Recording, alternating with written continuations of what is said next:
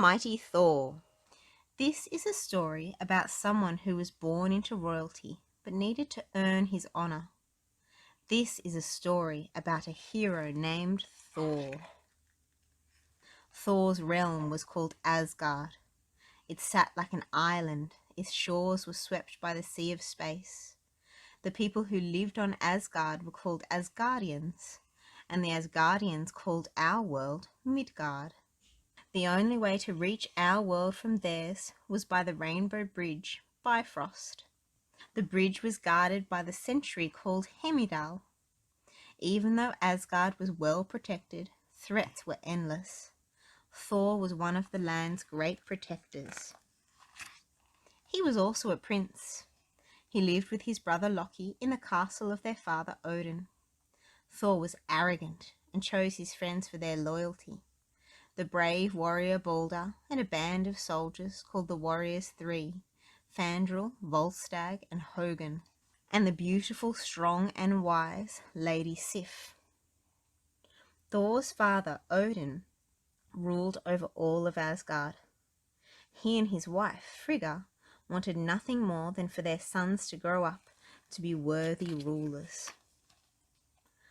But there could only be one supreme ruler of Asgard, only one who could be like Odin. And even though Loki was thoughtful, clever, and quick, Thor was firstborn, and so the throne was his by right. To determine when Thor would be ready to rule, Odin had a special hammer made. It was forged from a mystical metal called Uru, which came from the heart of a dying star. The hammer was named Mjolnir, and it held great power. But no one would be able to lift the hammer unless he or she was worthy. The hammer was immovable to Thor. Still, Odin's actions made it clear. The hammer was meant for his firstborn son and no one else. Even so, proving worthy of Mjolnir was not an easy task. Thor spent nearly every moment trying to earn his right to hold the hammer. He performed amazing acts of bravery. He was honored for acts of nobility, and he demonstrated feats of great strength and honor. With every great achievement, Thor attempted once more to pick up Mjolnir. It seemed as if he would never raise the hammer more than a few inches from the ground. And then one day, he did. Thor had proven himself worthy of his weapon, and he used it well. When he threw the hammer, it always returned to him. When he twirled it by its handle, he could soar like a winged beast. And when he stamped it twice upon the ground, he could summon all the power of lightning, rain, and thunder. In fact, with his hammer in hand, there was little Thor could not do. And he knew it. Odin wanted him to be a great warrior, and he had become one. His father wanted him to earn the respect of Asgard. He had it. But then Thor began to let the power go to his head, and Odin was not happy. In fact, he had grown quite angry with his son. Odin called Thor to his throne room. Thor knew that something was wrong.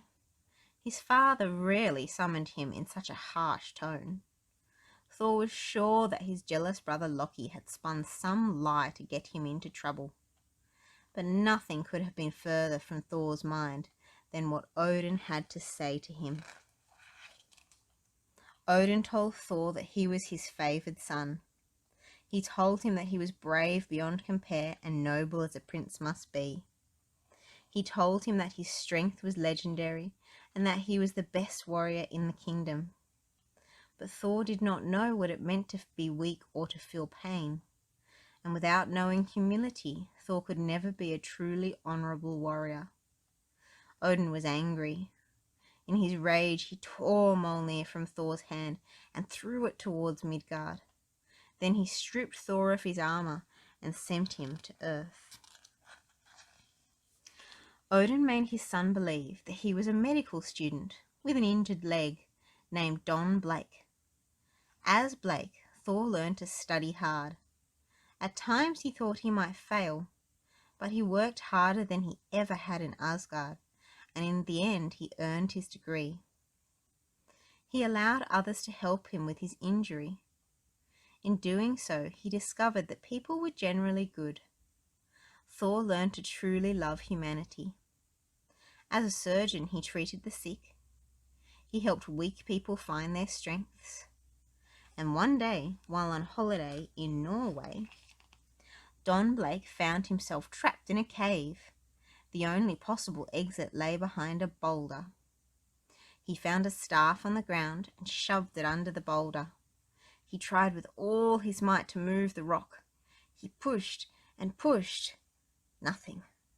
He was so angry that he took the staff and struck it on the ground. And that's when it became clear that it was no ordinary stick. It was Mjolnir in disguise. Odin had sent Don to this cave. Odin, the father of Asgard, was pleased. His son had learned humility. He had, at long last, become a complete hero. He had become human in spirit, but still, now and forever, he was the mighty Thor. If you'd like to read more with us, we've got plenty more books we'd love to share with you, and hit subscribe below. Thank you.